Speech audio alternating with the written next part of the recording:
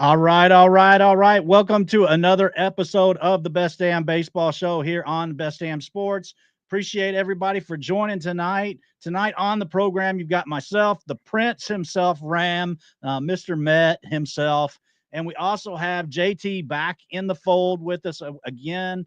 JT, the creator of the Oza Ones and No Hope. Appreciate you guys joining me tonight. Here in a few, we will have Ross Jensen from Scout the Statline on.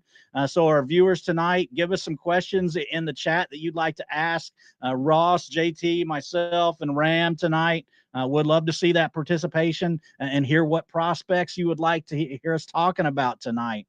But welcome, guys. Appreciate you joining me on the set here. What's going on, JT and Ram?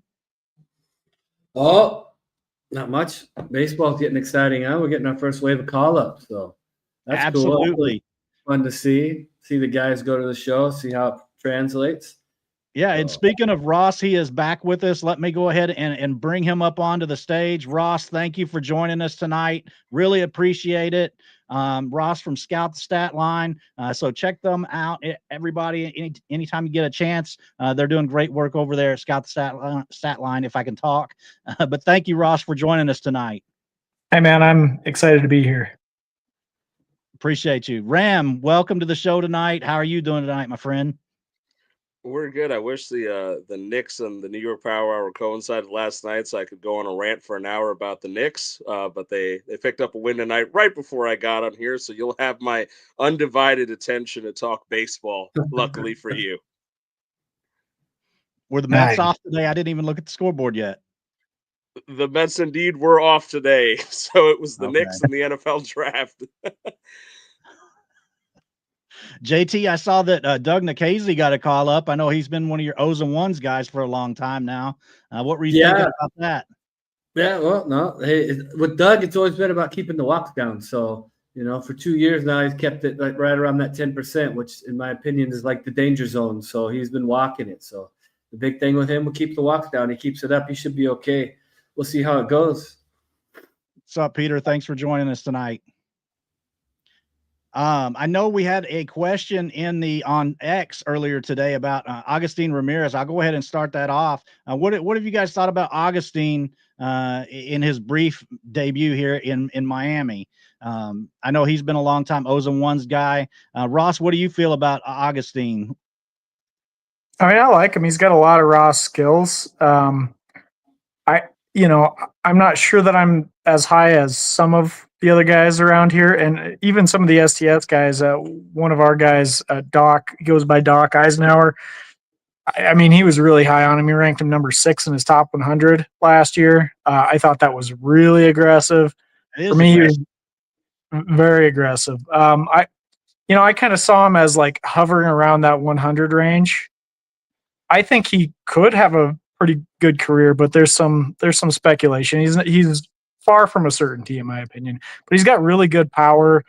Prospects Live, I think, even gave him a 70 grade for power, which is pretty good. So there's a lot of potential there. And, he's faster than he seems, I think, too. I think he stole like 22 bases 1 year in the minors.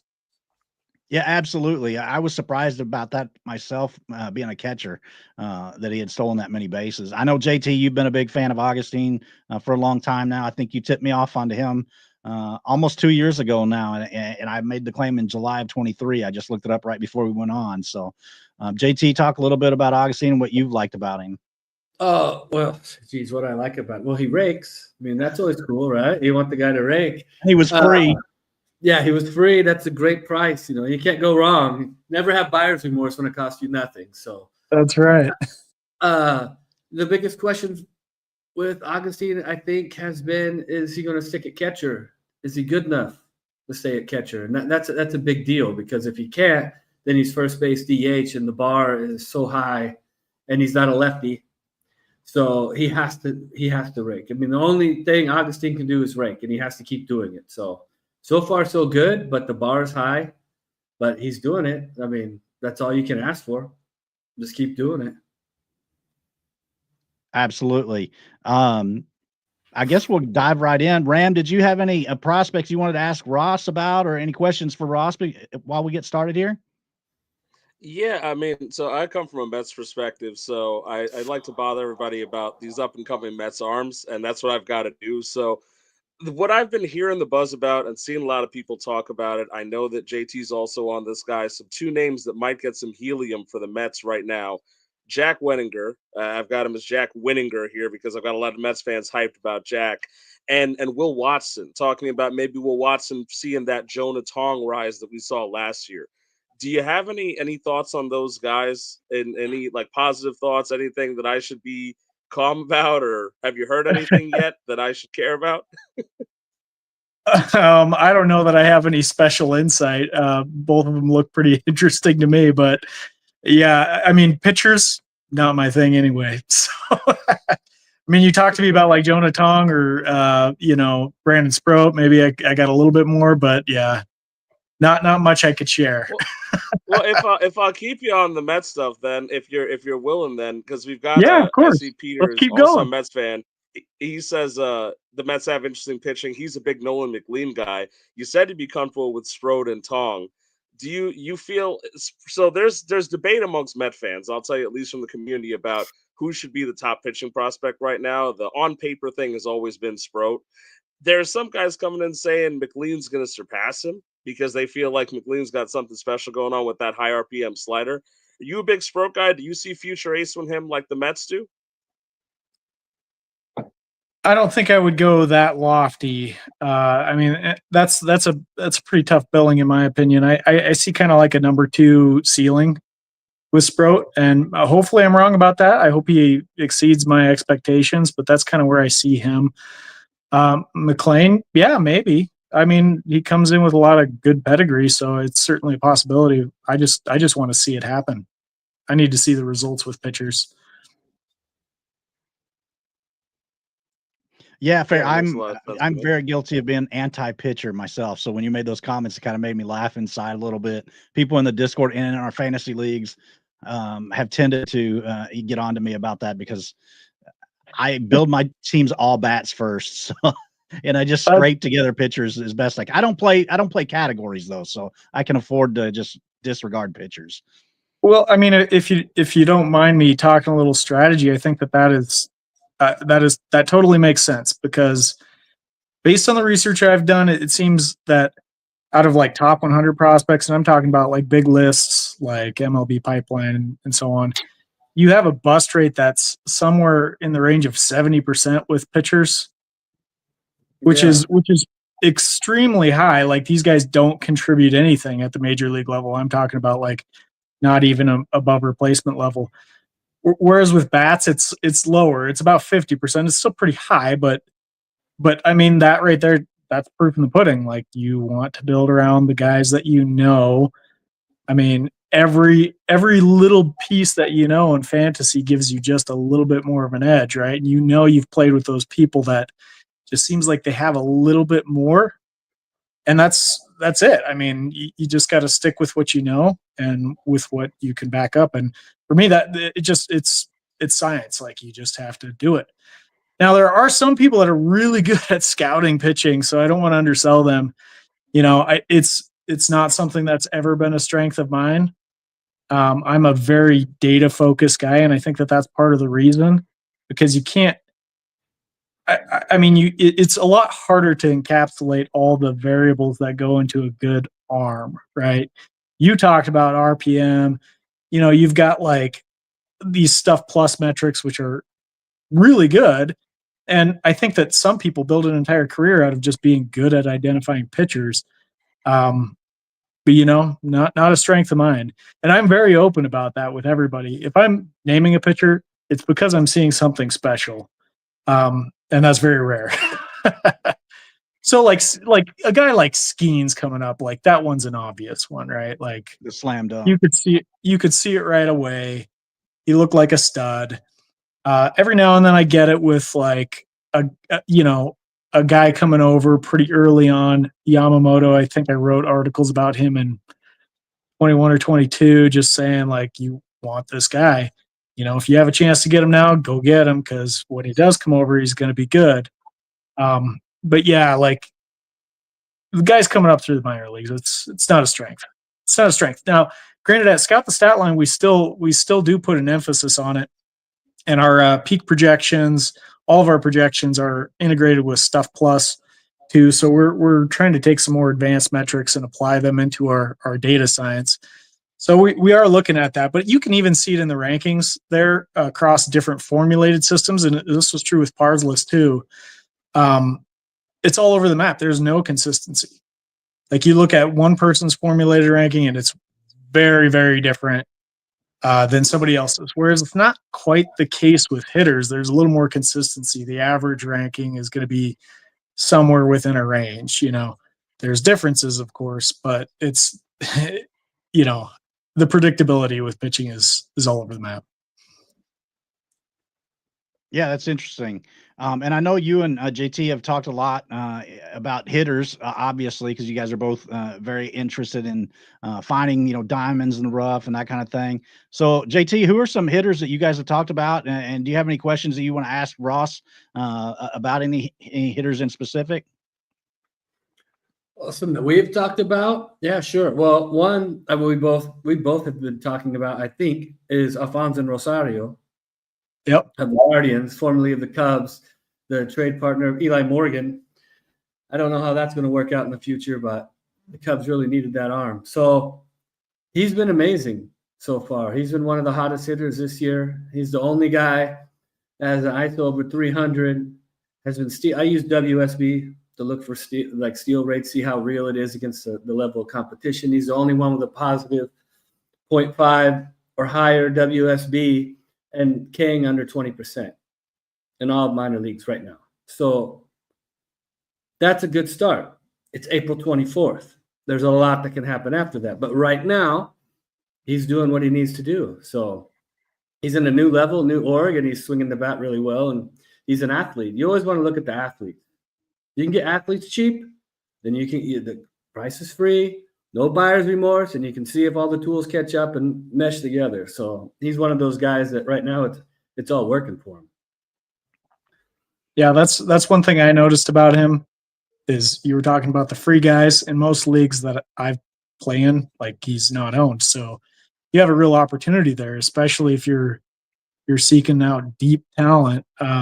He's probably not a guy you look at if your league is less than like 150 prospects maybe or 100, but he's right in that range. Like anywhere deeper than that, like, yeah, you want that guy on your team. That's impressive too, though. Like you're talking about 150, 200. I mean, that's a huge jump from where he was, say, a year ago. Oh, yeah, absolutely. Yeah, like the interest level, depending on league size. I mean, all the medium leagues now, he's must own, Before it was deep leagues. And he was owned in every league I am, but I'm a nut. They got to have like 900 plus specs, so I'm not interested. But now you're talking about 150, 200. That's a whole different tier. Yeah, I understand how you're a fiend like that, JT. I kind of my ideal league size is a 20 teamers. I know JT likes those 30s. Yeah. I like most major leaguers to have some kind of value in my leagues, but I also like to have some kind of waiver wire, free agent wire pool. So definitely get where you're coming from, JT. I know that I also like the deeper prospect benches as well. Most of our leagues are at least 500 or more prospects. So definitely you're constantly in those types of leagues. You got to find the top 100 guys before they're top 100 for sure. So Ross, who are some of the the breakthrough guys that you've been paying attention to recently that you're really starting to get interested in and clued in on? Well, I'm all about the Brewers these days. I should Isn't be wearing everybody? Brewers hat. I think everybody is. It's the wild craze. I like young talent, but the Carolina Mudcats. That's their single A affiliate. Mm-hmm. I said this on X. It's like an all-star team. Like that's as close as you get to seeing minor league all-stars right there. Like that team is so stacked. Braylon Payne, he's a guy that I liked this offseason. And I mean, I think he's more than proving his worth in the early goings of this year. I comped him to CJ Abrams online, and I just see him as being a guy with a underrated power, a lot of speed, and a pretty solid bat. Another guy that I really love. I mean, that entire team is just so loaded. Like Batante, like if you haven't actually scoped out that lineup, go check it out because it's ridiculous. And if you're in that area, I hope you are going to those games because they deserve support. Luis Pena, he's one of these guys. I was just raving about him on X, saying, you know, maybe he could be what we wanted Wander Franco to be. You know, to me, that's extremely exciting. He's 18. He's in single A. I mean, so like a lot of these guys are super young in single A on the Mudcats right now. So that's pretty cool. He doesn't strike out much. He's fairly aggressive at the plate, but not overly aggressive. Really fast. He's faster than Wander Franco. So the stolen base potential, I think, is even higher. He's got a little bit of juice in his swing. That's the part that I'm most interested in seeing. I think he's slugging about 550 right now, a little bit above that, I think above that maybe. But you know, only one home run. So we've got to see how much power is actually in that bat, but it's promising. And if it all clicks like it looks like it is, I mean, you have a star talent at the next level. So I'm really excited to see how that turns out. I'm trying to trade for him wherever I can, you know, trying to add him. I only had one league that he was not owned in, that was shallow enough that he was not owned in. I scooped him up there. I've been trying to work trades. I got Braylon Payne in one finally after like throwing out all kinds of offers. So Luis Pena I'm working on too. We'll see. But I'm giving up the farm for these guys, you know. I love them. Yeah. I want to ask you about that trade then. How do you go about this? Is completely off topic, totally fantasy. It's on topic. Keep it going. Okay, is when you go to trade for a spec and you want him, do you go directly go, hey, what do you want for this guy? Or is it a few names and then you don't actually say who you're targeting? And then hopefully his league mates are not watching this though. Yeah, well, I mean, no, sometimes it's hard. Like, maybe some, I don't know. Sometimes it's hard because maybe the owner, he has them, but he's not paying as much attention as you are or we are, you know. He's like, well, why is he asking about him? And then he starts digging in. He sees all the Twitter hype. So do you go in and go, hey, what do you want for Payne or what do you want for Pena? Or do you so roundabout way? I'm usually pretty transparent and direct about what I want, and what I'm looking for, and then I usually don't ask. I try to start with an offer.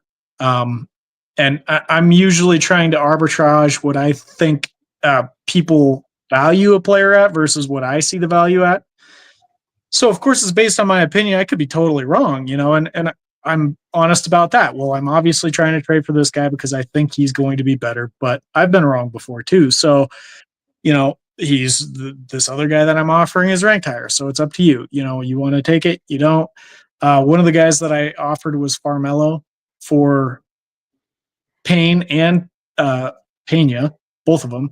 So I tried that, and you know, I gauged it like surveys. I don't know if I put that one. Oh, somebody asked about that on X, and it seemed like overwhelmingly people liked Farmello.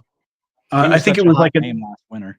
Yeah, it was an upside question, and I was like, oh no, give me Payne or Pena, and so I immediately was like, well, there's an idea. I'll try to trade him to see if I can get him in. And that didn't work out. And you know, I had a deal in place and they're like, what's the deal? Like, why do you want to trade for this guy? You know, these guys know that I run a website and it has its own rankings. They're like, well, Farmello's higher in this ranking, but like, what does your website say? And it's like, well, why don't you subscribe and find out, you know? No, yeah, exactly. I tell them, I'm straight up, well, you know, the model really likes this guy. And then they're like, nope, not doing it. So, and I get that a lot, like, especially in my home league, you know, at some point I kind of got a reputation in there. And so if I wanted a guy, people just wouldn't trade him to me. You know, immediately the guy would become untouchable or something like that. So that sometimes is a point of frustration. I've seen that a little bit elsewhere. I've had comments from people like, well, if you like him, I better keep him. And it's like, well, okay. But like, Yeah. I mean, certainly you got to have some kind of price, you know, and usually I'm willing to take a bath. If there's a guy I really like, I'll lose that trade, you know, just so I can get my guy. But yeah, that's kind of my approach. And I'm, you know, very transparent about it. Yeah. I just go straight forward, you know. I will sometimes dangle out a bigger name player on my end and try to get a guy I think is underrated plus the prospect. So that's what I've got worked out right now with a offer I have on Pena. Sounded like this is the president of Prospects Live that I'm trying to negotiate with. So he was like, I might be able to do that. And I think it was like Rodon or Bueller for Cade Smith and Luis Pena. Oh, and I was also offering Robert Suarez in that deal.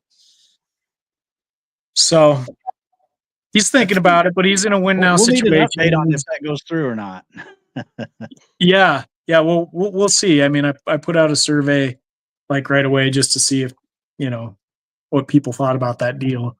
But Pena's got a lot of helium right now, and it seems like going back a few years ago was a lot easier to work out deals like that.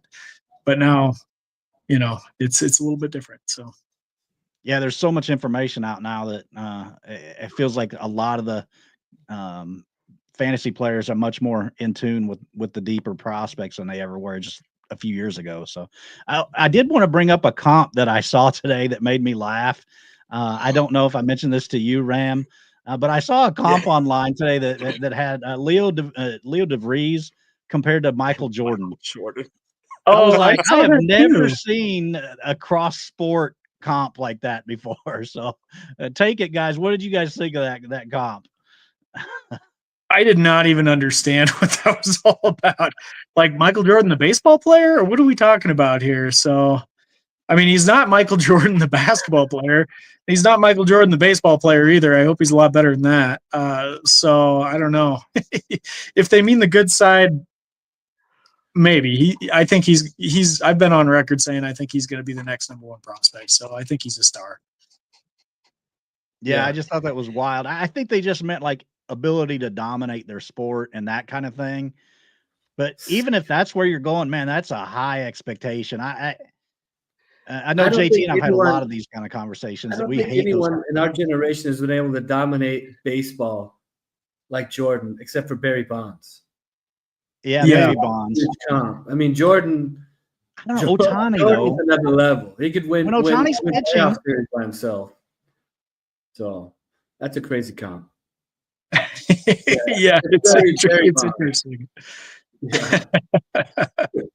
But de Vries looks amazing, though. I mean, he looks amazing. You know, that's a guy. That's a guy you want to get. I don't know if you could target him in a trade.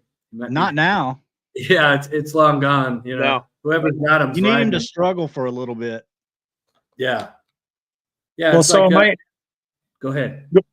I was just gonna say when I release my next top 100, I think all three of those guys that we've just talked about are going to be top 10 for me. De Vries already was, but they're all going to be up there. De Vries will be the highest, but yeah, you're really high on those Brewers. Yes, I am. Yeah, yeah. Well, and I'm not asking you to kind of give away the inside knowledge or the reason for somebody to, you know, I'm not trying to ask you to give away too much scoop. But what I wanted you to touch on is maybe like one or two guys that in the past you've been much higher on than maybe the rest of the industry and that kind of thing, and how have those panned out and that kind of thing. You know, I think I've had a pretty good track record. I sort of made a name for myself in calling out these no-name dudes and them turning out to be very good. The most recent guys, which have not quite turned yet. I mean, Colt Emerson was a guy that I was saying I thought had potential to be the next number one. I still think that's there. I think de Vries has probably surpassed him in the chances of doing that. But in the past, I mean, Corbin Carroll was a guy that I was hyping up before he became number one.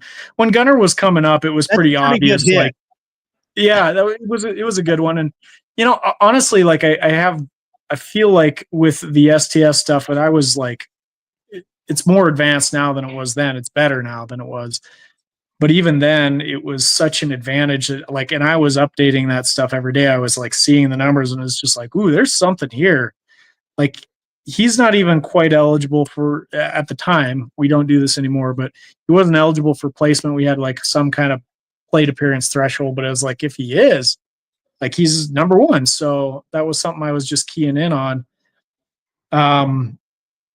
Before that, I mean, the guys that I first wrote about when I got into this space that I was obsessed with were the obvious superstars now, but like Vladimir Guerrero, everybody knew he was really good by then. I was fortunate enough that I kind of picked up on him when he was 17. It's not that hard. He's a Guerrero, but Juan Soto was a big one. Wander Franco was one that I was championing for a while.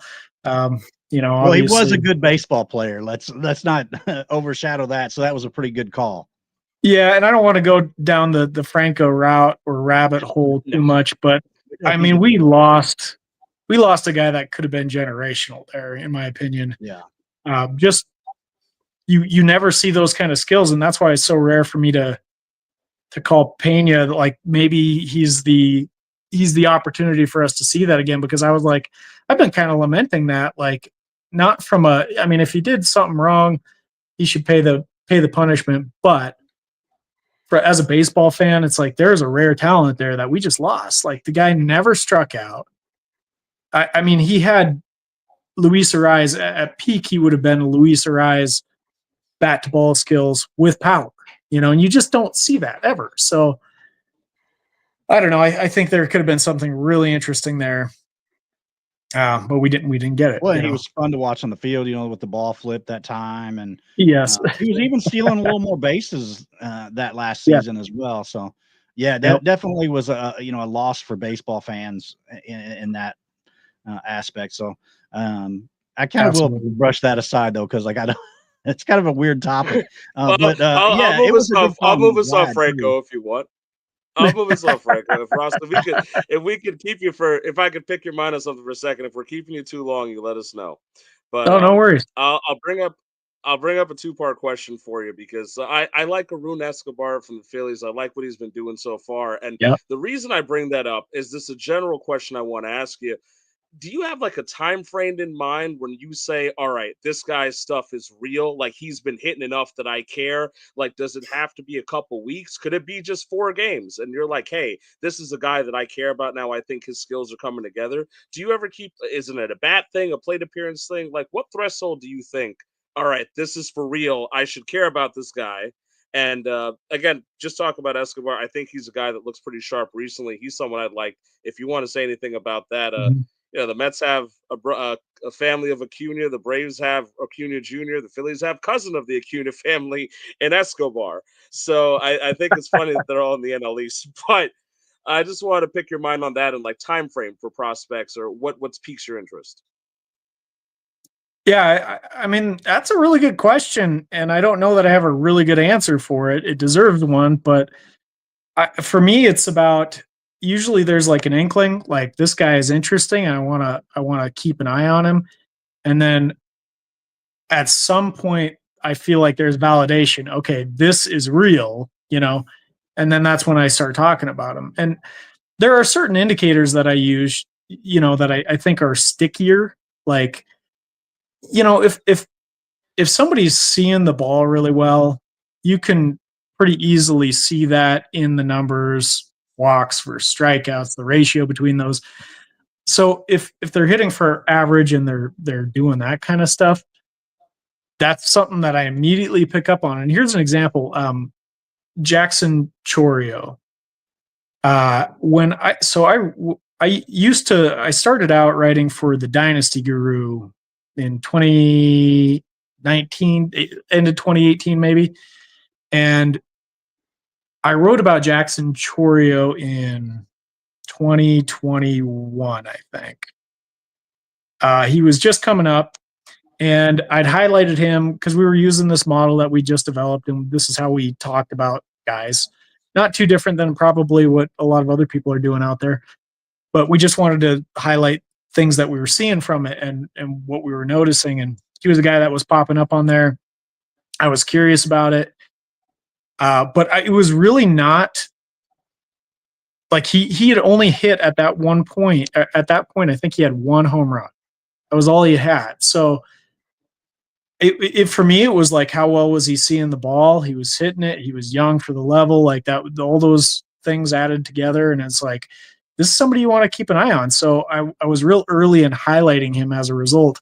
And I like to think, I hope that helped some people go nab him when he was $0 value, because that's the kind of thing I'm really trying to do out here. But yeah, I was just kind of looking at those indicators and saying, okay, the power's not there right now, but I think it's coming. And maybe there's some doubles already happening, and that's what was going on with Torio at the time.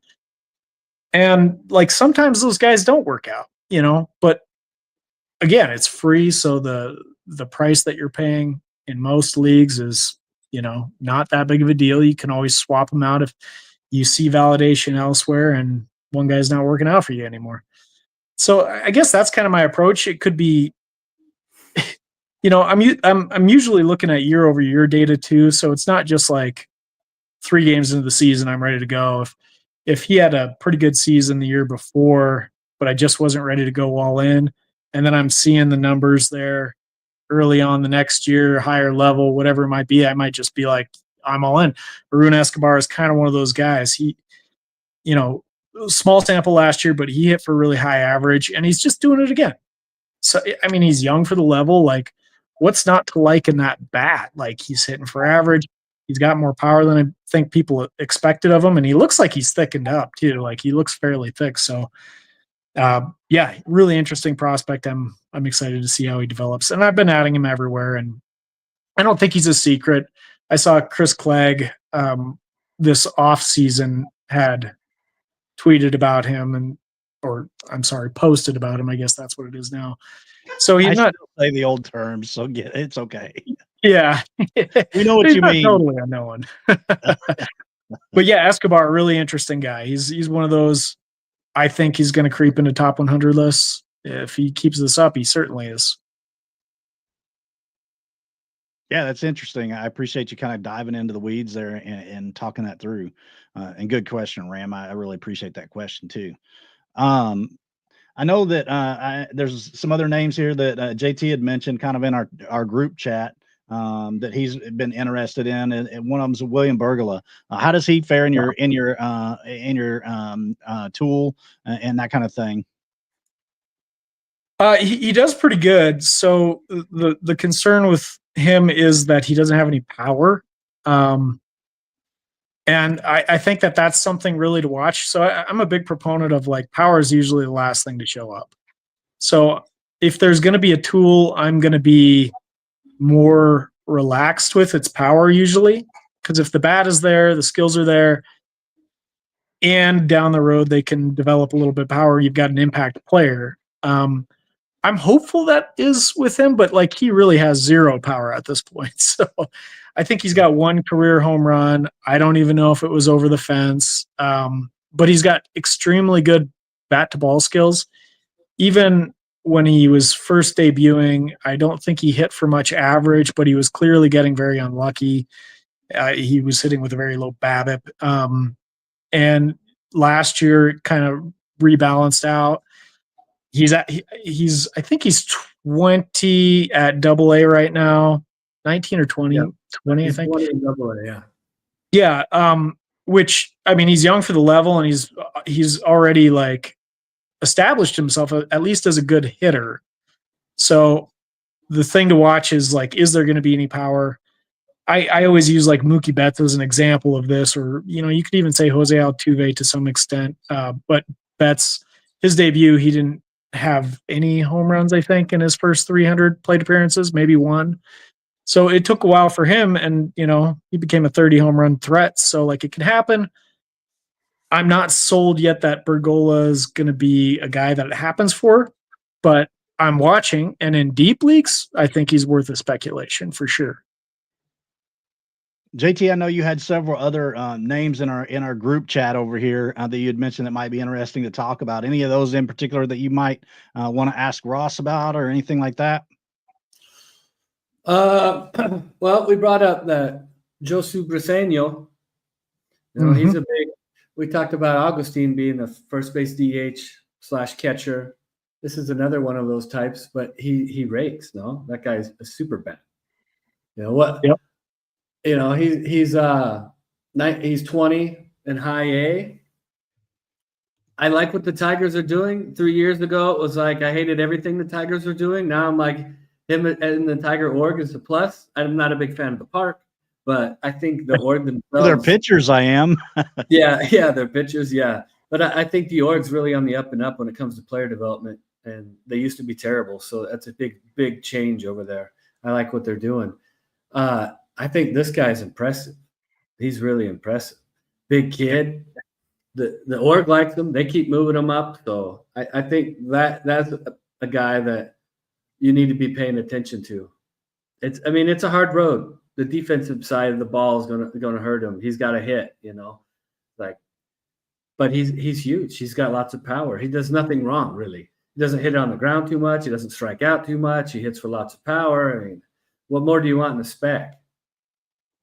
Yeah, I fully agree. I think he looks really interesting.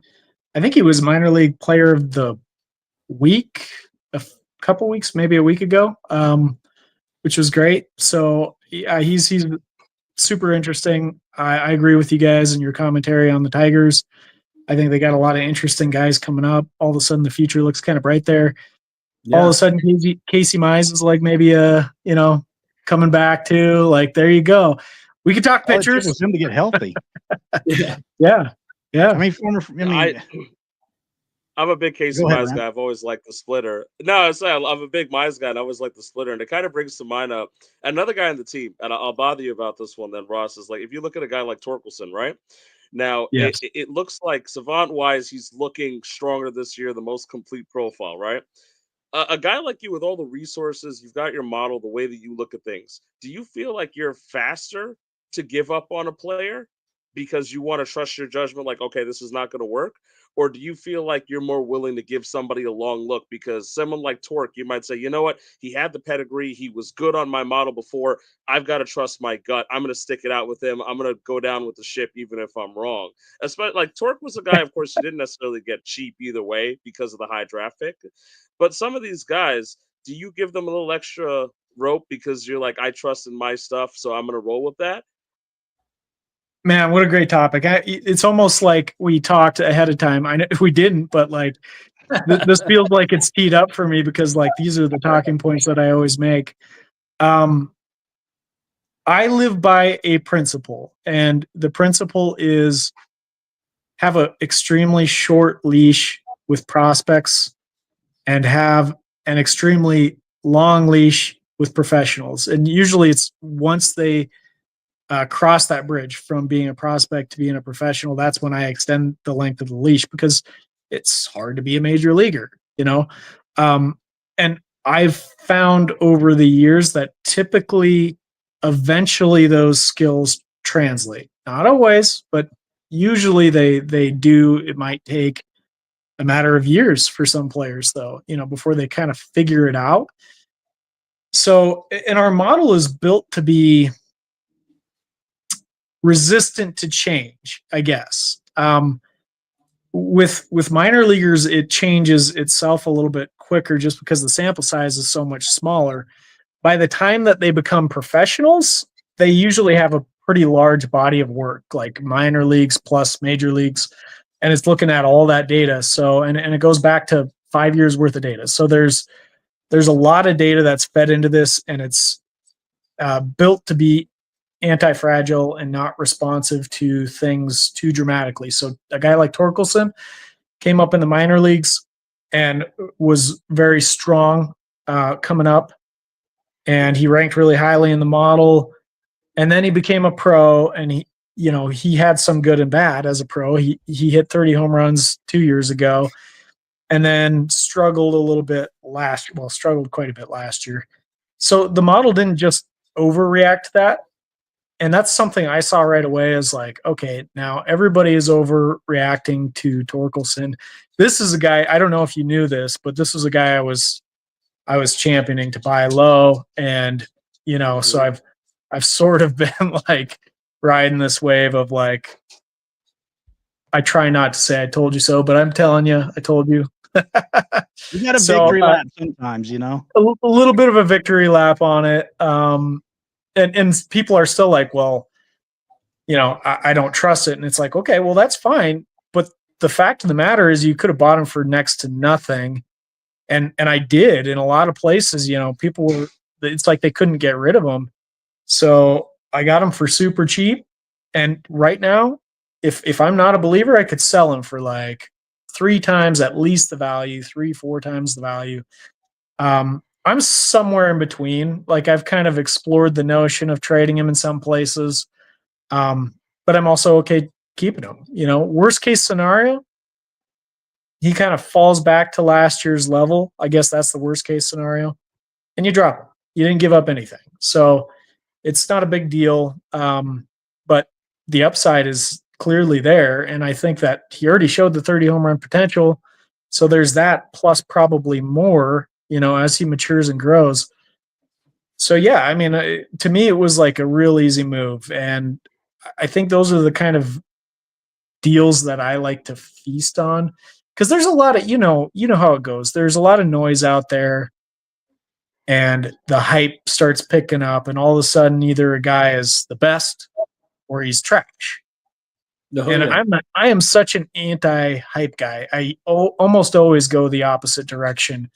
And sometimes to my detriment, like there's a guy that I really liked, and then all of a sudden the hype train picks up on him, and I'm like, I don't like this guy anymore or something.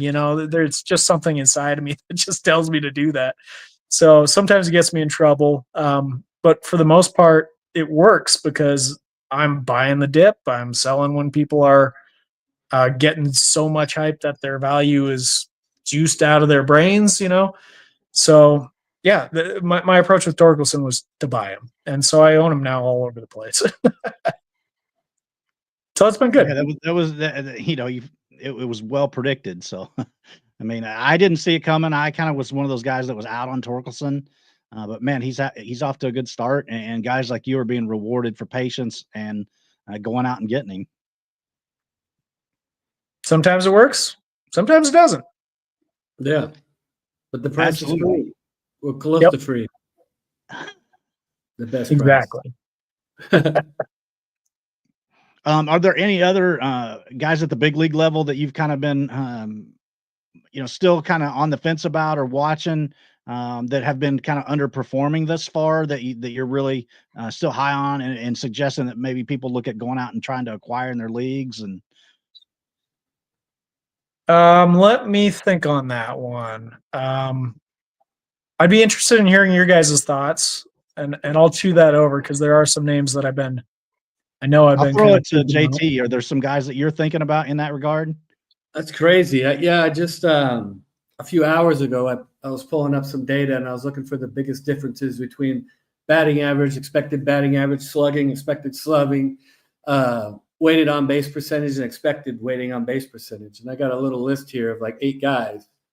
Not all of them I'm going to bring up, but there's some guys that have pretty big discrepancies so far, which Devers is one, obviously. His start was so terrible. But Adley Rutschman was one. And then also Mike Trout. So some good pedigree there. Is he going to be healthy? That's the biggest thing with Trout. He's going to rake. But, I mean, his difference in his weighted on base is 314, and his expected weighted on base is 407. That's a huge difference. It's a big difference. And I did some secret sauce. I cut out anyone with a launch angle under 12. So this is only guys that have launch angles so far and barrel percentages over 10. So these are all guys that are hitting it like they should hit it for high production, and it hasn't translated yet. So, Adley Rutschman's one. Mike Trout is another. Salvador Perez is another, which he's like Trout's an older guy, but if you could get him in a redraft league for cheap, and you're looking for maybe some extra thump that could happen, you might be able to get Salvador Perez for cheap. Or even Trout, in a dynasty, if you've got a contender, that might be the one piece you need. I mean, yeah, he's not going to give you too many more years, but I just saw last week in 2 of my 30-team dynasty leagues, the owners were shipping off Salvador Perez for peanuts. So specs. I think anytime you're trading away random specs for, established major leaguers, it's peanuts. So someone out there gave up. For sure. I think from a longer term dynasty perspective, one of the guys that I've been trying to pick up is Jackson Holiday. Because I think at this point, everybody's seeing a pattern now of like, okay, he wasn't good in his debut and he's not good still. Like, he's just not good. I still think he's good. So I'm buying everywhere I can. I don't think you see very many opportunities like this with players of his caliber. So I'm going for it. What other guys have started? I mean, I've thrown out quite a few different offers that just haven't panned out. Julio Rodriguez, I'm going for superstars, of course, but someone that people seem really down on that is not at that level lately is Colt Keith, who I don't think he's a star level player necessarily, but I think he's a good complementing piece long term. Maybe not this year. I don't know about that, but since we're sticking with this Tigers theme now, I think Colt Keith is a guy that can fill a pretty good role for you if you need him to down the road. But this is probably, both of these moves are more for like you're building your contending team. Junior Caminero was a guy I was all over early in the season. I was all over him all off season trying to get him too, but he started out a little bit slow. Now he's hit some home runs, and so his stat line doesn't look so bad anymore. But I mean, still, according to STS, even for 2025 only projections, I think he's still underperforming. So, I mean, there might still be a little opportunity there too. They have him as like the second best third baseman for this year. I don't know. He's got a 121 WRC plus right now. Pretty good. Yeah. Yeah, I think he's slugging like 505, something low 500s. Let me see. I'm looking at expected slugging of 511. I'll throw out a name that I like too. I'll throw out a name that I liked from last offseason because it was kind of a weird, extremely small sample size and kind of stupid to talk about it. But a guy who owns probably, I think, my favorite nickname in baseball, Grandson of the Wind, in Jung-hoo Lee. I love JHL.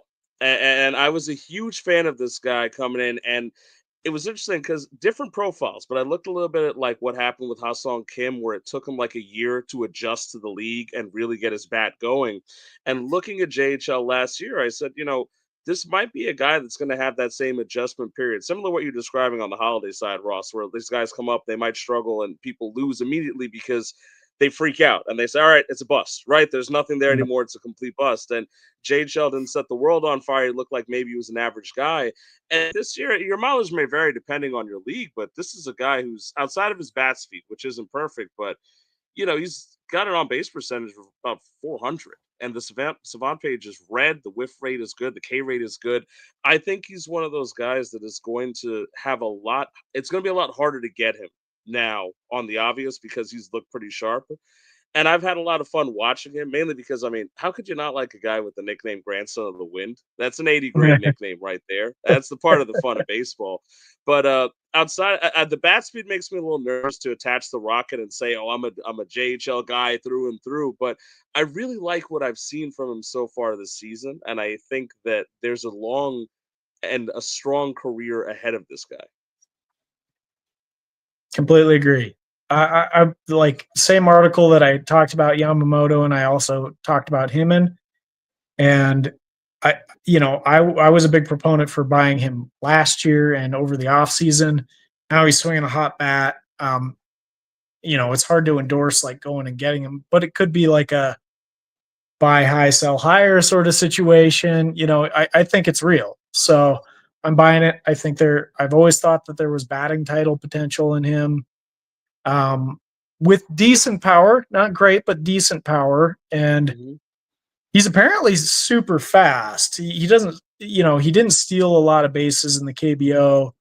So it's hard to say how many he's going to steal now. I think he's got 3 on the year, but I think he's got the skill set that he could steal 30 if he tried, 30 or more, maybe even. So, especially in the conditions, modern conditions for stolen bases. I have to jump in here when we're talking about grandson of the wind. I have always been, and Neil in the Discord, I'm going to shout you out because you and I have talked about him a lot, but I have been a huge Jung-hoo Lee fan. I first picked him up in a league in 2021 in a startup draft because that league allowed you after a certain point to start drafting international players. I've written about him when I wrote for PARSlist. I absolutely love this guy. I've always said he's a 300 hitter and 2020 capability. So last offseason, I started trading for him in a number of leagues. I've got a number of shares of him across my leagues. I have always been a huge fan of his. So I'm glad to see that he is performing well. And it's kind of cool seeing San Francisco have a little bit of a revival this year and be competitive because I think they're one of those franchises that baseball is always more fun when the Giants are good just because of that fan base. Yeah, he's a absolutely. superstar. I do think it's fun to see it out there, and with Jage, it's funny because one of my leagues, anyone who knows me on the side personally, I've got a team named Rush Hour 2 because I've got Lee and Evan Carter on there, and I'm hoping that Evan Carter comes back and puts something together because I need Rush Hour 2 as my fantasy team to be a successful move. But on the note of JHL, actually, Ross, I'll throw something more back your way too. Scouting foreign leagues, it's obviously not the easiest thing compared to college or even AAA or something over here, right? Talk about that, the difficulty of the idea, because you just mentioned, hey, I love Yamamoto, I liked JHL, right? Talk about the difficulty of looking at the foreign leagues and then saying with confidence, this is a guy that you can't miss. This is a guy that is going to be a contributor here, and I can say that with confidence. So I do a lot of comparative analysis, I guess. I'm looking at guys that have been successful and how they performed when they were there.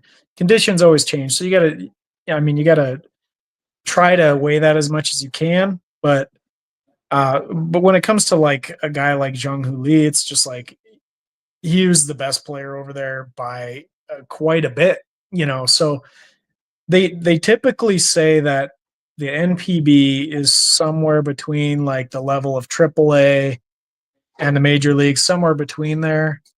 Whereas KBO is probably closer to AA level a little bit. But I mean, if you even put those kind of numbers on AA, like that's a prospect you want, of course, but that's how I typically take that approach. And really, like, if there's stars over there, there's a good chance they're going to be pretty good over here too.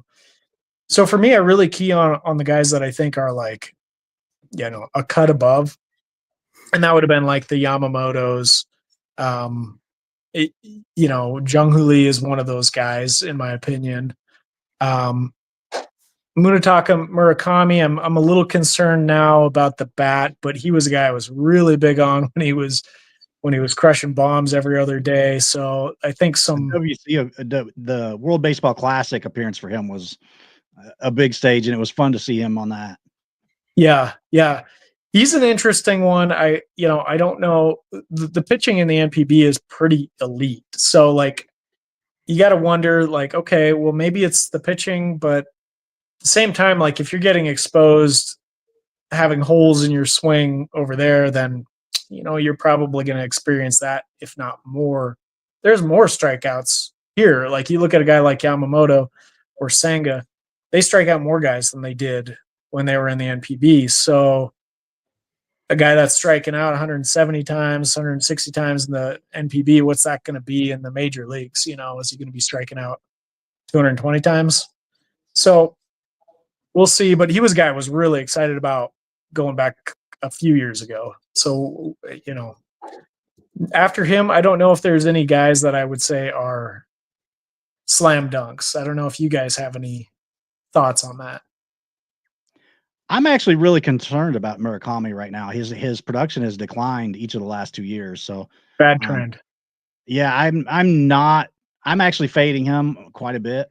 One guy that came over from the NPB or the KBO, I'm sorry, that I'm surprised still hasn't gotten a chance in San Diego is Yonathan Perlaza. I was really high on him when he was with the Cubs, and then he went over to Korea and just played out of his mind for a while.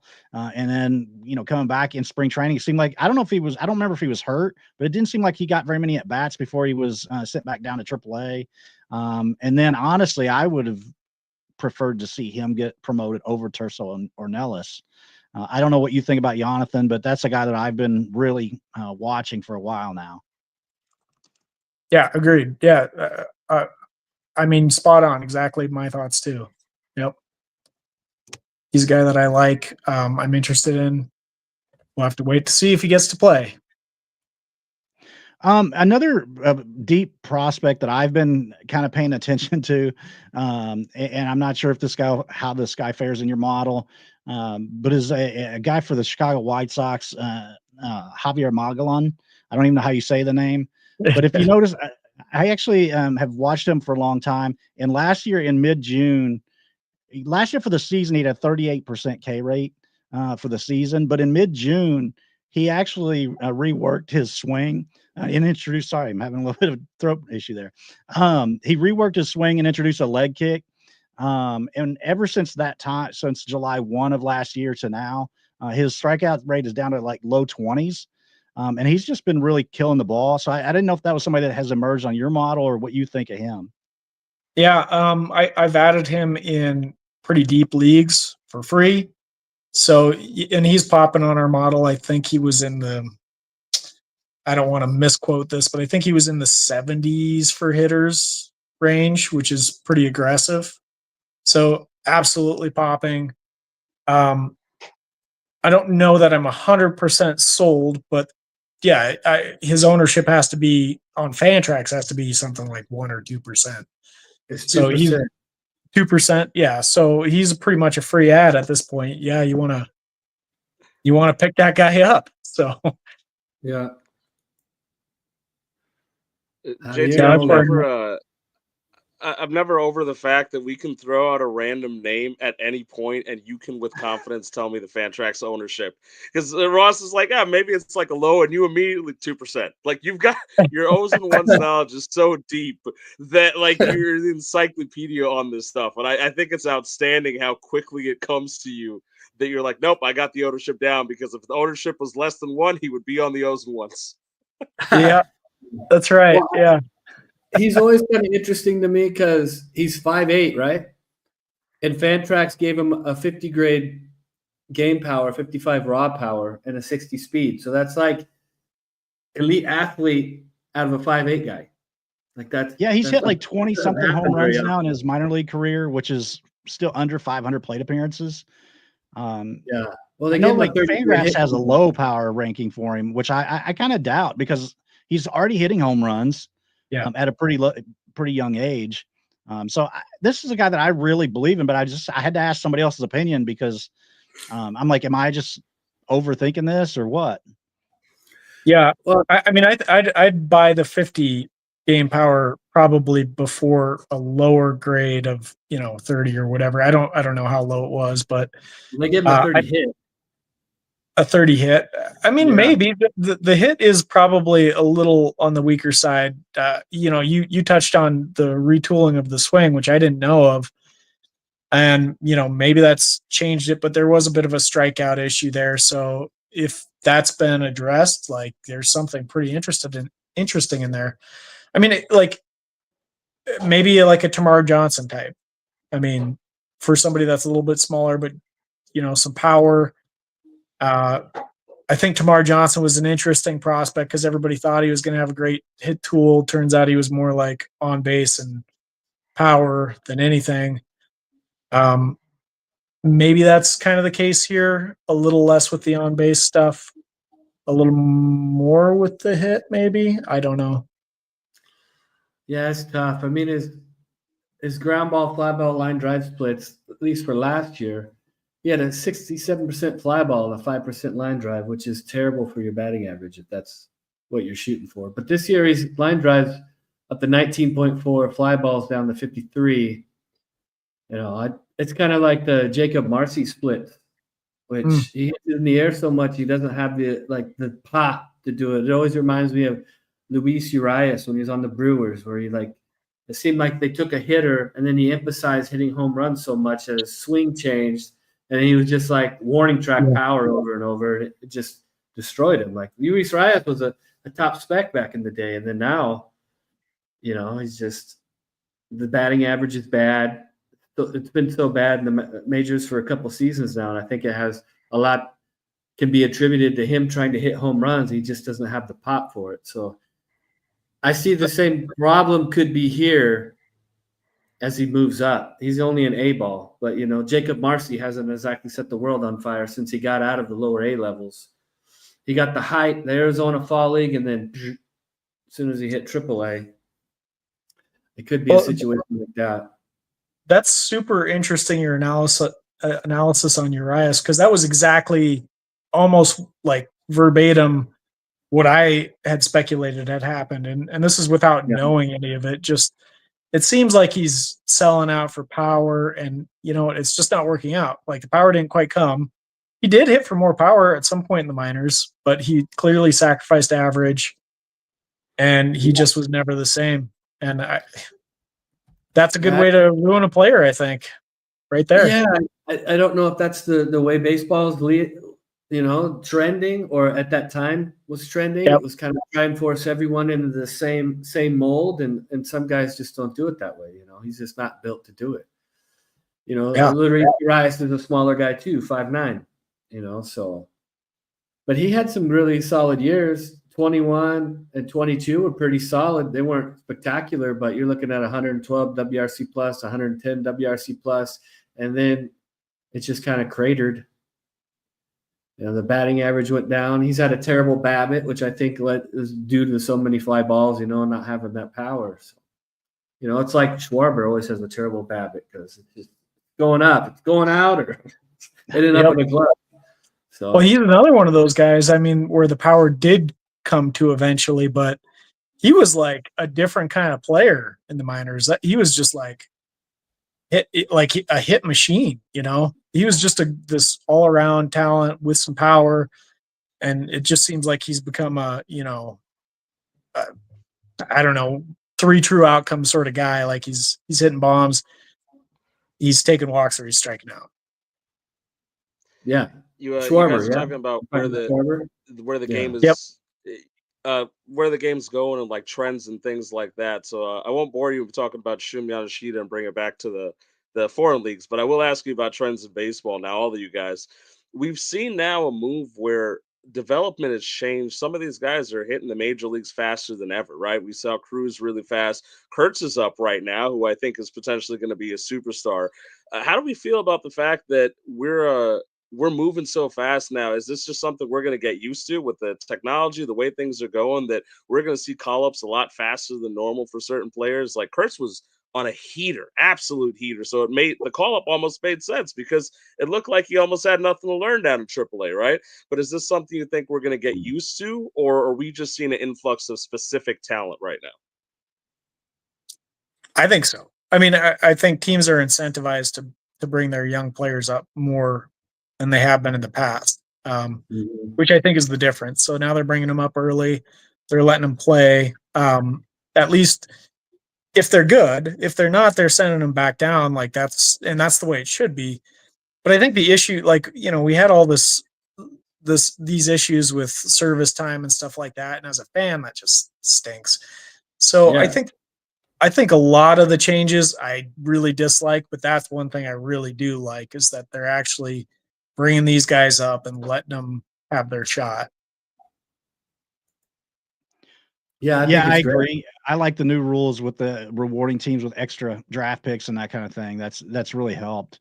Ross, I don't want to take up too much of your time. We've kind of gone for quite a while now. I want to make sure you have an opportunity to let people know that maybe aren't familiar with Scout the Statline, where they can go to find your work, and go ahead and basically pub your stuff. So. All right, so you can find me on X. I'm pretty loud there at Ross Jensen 12.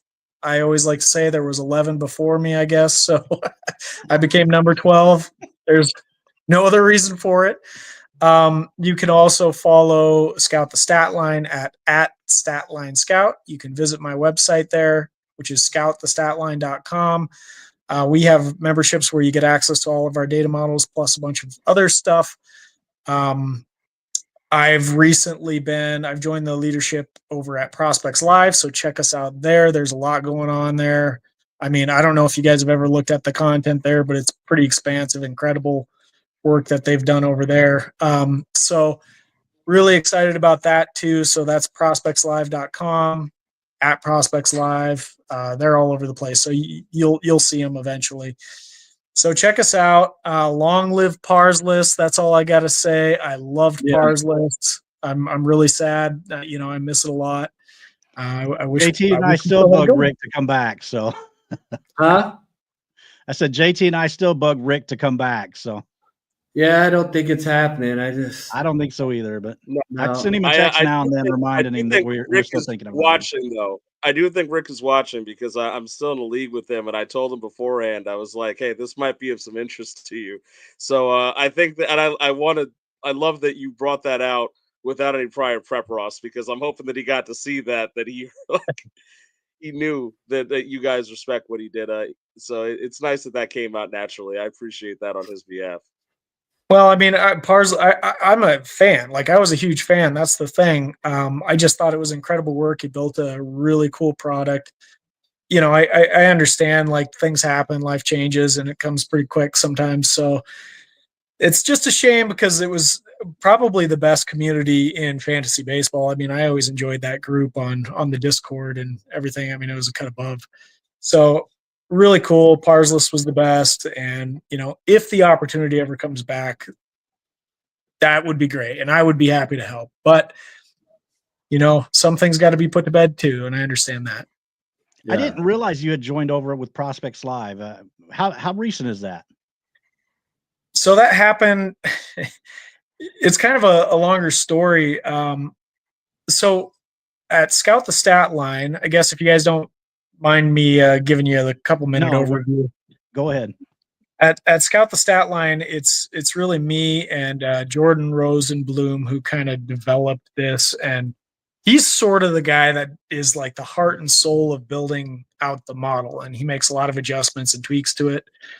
And we collaborated on this back in 2019 and 2020 and really built out something that I think is really special and unique and really cool. But like he went to Prospects Live back in like 2022 or something like that. So he was doing some writing for them, and I just kind of focused on Scout the Statline. That was my thing.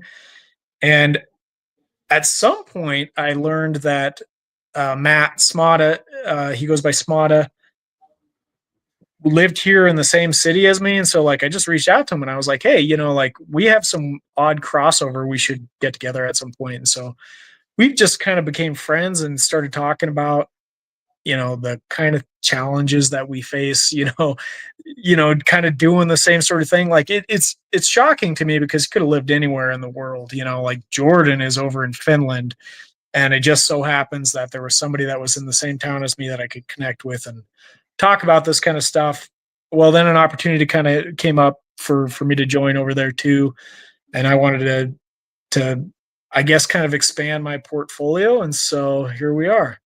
Yeah. It's really cool stuff. I'm kind of just barely sinking my teeth into it, but we're going to release something on Monday. That's, I think, really cool. This is going to be the first thing that I've kind of got my hands on, really on at least. And it's like what we're looking at doing is kind of, Closer Monkey, the website. Yeah. Mm-hmm.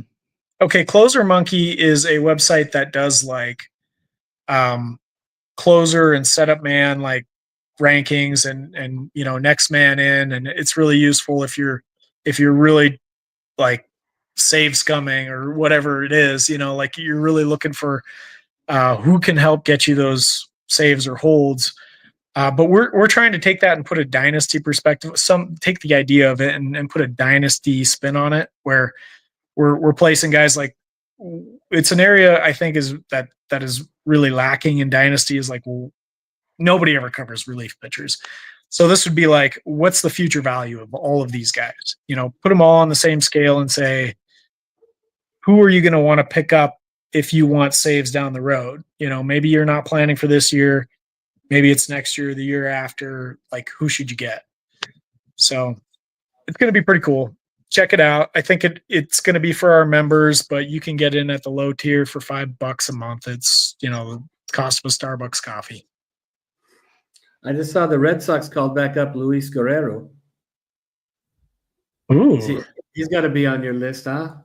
Of possible guys in the future that could get. Stuff. I don't remember who they put in the hierarchy for the Red Sox. I'll have to go back and check on that one, but that's an interesting one. I'll have to look it up. Yeah, he just got called back up today. They had him pitch 2 innings, so that's not that's not high leverage, but I think he's a guy that could possibly work his way, you know, into like Eduardo Henriquez of the Dodgers. Yep. You know, he's out right now, but he's another guy that could potentially work his way into high leverage situations over there. I do happen to know where he is at on the chart, just because that was the one. So I was working with these guys on it, and I kind of threw one out as an example, and he was the example. I was like, you know, maybe right now it's Tanner Scott or whatever, but in the future it's going to be this guy, and that was the example I used. So he is listed as the future closer of the Dodgers. So yeah, and speaking as the guy who is an outsider to this stuff, part of the to throw it back to Pars for a second, and hoping Rick is listening, the relief pitcher stuff was a big deal for me because I don't believe in trading for relief pitching. I believe in scouring the 1%, 2% guys and finding the undervalued guys in relief pitching the most. And guys like Craig Yoho, Justin Martinez, Orion Kerkering, just to throw out some names, these were guys that got onto my radar because of PARSlist, and I loved it because there was too much time in the day, and I needed something so I could go and look and kind of had it easier to understand and digest. And then Justin Martinez is a guy who's getting close opportunities now. You know, Yoho got called up. I think he's a future closer. And Orion, I think, is also a future closer when the Phillies figure it out. And you got those guys about a year ago for possibly nothing at all, right? And even if you are saying stuff, you know, things like, as Ross was saying, you're always looking for value, and relief pitchers do not get enough love. And so it's fun. And there are guys out there, we all naming guys right now that they could be closing by the end of the year, if not already. And that matters. In most leagues, it will matter. You're going to look for these guys. So relief pitching is obviously one of those underrated aspects of what gets coverage because, well, they're not the highest draft picks or the biggest point earners, but man, is it important. And so it's good work that you're doing in that aspect there, Ross, because they don't get enough love, but they're absolutely needed on a roster. Yeah, I mean, it's going to be a really cool curated list of who's up and coming. Interestingly enough, I think Scout the Statline itself is a pretty good tool for this too, just because it's got them all on the same, you know, ranking system. You can sort by relievers. And one of the things that we've done is we've built out these newsletters, and this is just me trying to figure out how can we get more information to people that, like me, like to drink coffee in the morning and get some good intel. And the one that came out this morning was like the top 50 pitchers or something like that. But we got all sorts of little information on there. And one of those was the top 10 minor league relief pitchers. So you got guys like Yoho, #1 on there, and then you got Franco Ailman, you know, you got Edgardo, you know, you got all these guys that we've just kind of been touching on listed on there. And it's just kind of, it's fun to look at that stuff. It's just fun to see. Yeah.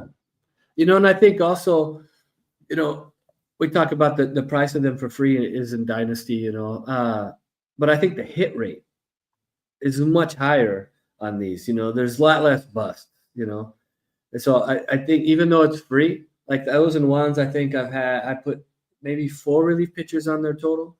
You know, Hunter Biggie's up with Tampa. You know, he's not getting saves yet, but he's a guy. Zach Maxwell for the Reds. Eventually, he's going to be in that bullpen because they need him up there. Mm-hmm. Cool nickname, Big Sugar. And then, I think the hit rate is so much higher. If they make that cut and they're in like your top 5 or something, you're pretty safe going out, spending fab or waiver wire pickup, and just wait. Just wait for him to get called up and let him work his way through the pen. The hit rate is very high for those. It's just like you said, most people don't get the love in the write-ups. Most of the love, those come from where? They come from like the dedicated Twitter site. I only talk about the Reds. I only talk about the Brewers. I only write about the Dodgers. You'll see tidbits on them, but overall, like on fantasy stuff, they're completely, I wouldn't say slept on. They're just not, there's no attention put to them. No one's like, oh, relief pitchers. Like, man, those guys help out just as much as anybody else for a fantasy team. And you can get them for free. Everyone's going to want them once they get up. Everybody wanted, Abner Uribe is one that was free. Now no one really wants him. But there was a moment where everyone wanted him. Jordan Leisure had a moment, and he struggled with the White Sox, but everyone wanted Jordan Leisure. And all those guys are free. Every single one of them are free. So, I mean, Mason Miller, like that's a recent one. Like Mason Miller was. Yeah. He was blowing up on our boards with about minuscule, like barely any playing time, but it like whatever he was doing was so elite that like he was can't miss already at that point. So yeah, he cased the world. Like and he you just need to go get him, and it's going to translate. Especially when they throw that hard heat. My goodness, he throws it hard. Yeah. Well, in a points league, those relievers can actually really impact the game throughout the week. Ram and I are in a league that has 128 teams. And in that league, there's been 644 trades since the middle of January. It is a rather active league, but I found in that league, if you can stack several relievers and get 9-10 points from each one of those guys a day, it really can impact your week. So JT, you are absolutely right in that, in your discussion about the relief pitchers and how important they can be. Yeah. I feel like they kind of get slept on a lot in a lot of leagues. Yeah. And the veteran ones you have in Dynasty, you got interest. If someone wants to trade them away. Don't hold on to them. I traded Jordan Romano away for Tyler Locklear. I'm just waiting. Tyler Locklear eventually is going to get a shot, see if he sticks. Jordan Morano, well, you gave me some good years, but you look pretty cooked, buddy. I mean, there's not too many, Mariano Rivera's out there going to be elite closers for many years. Get a year or two out of them. I think that's a really good point, though, because in the same way that I talk about not buying relief pitching, I am also a huge proponent at selling high and these type of things, because I firmly believe if you put in the time, there's going to be another name. And with the way that pitching injuries are happening these days, you don't want to sit there and look at your dynasty team and say, okay, I'm good for 8 years because I've got Edwin Diaz. It actually less often than not doesn't work out that way. So you don't want to be sitting there holding on to that, so you got to assess your position smart and think, all right, if I'm in an offseason looking ahead and I can move off a relief pitcher and just scour the wire and maybe find someone else. I'm getting, Ash mentioned this 128 team league, which sounds like a joke, but it's legitimately a 128 team league. It is the most fun I've ever had in a league. I'm not going to lie. I've got positive points from Brian King. I've got Hernandez. Like, these are guys out there that, Jose Buto, because he qualifies as a starter, I've got him out there, and Holton.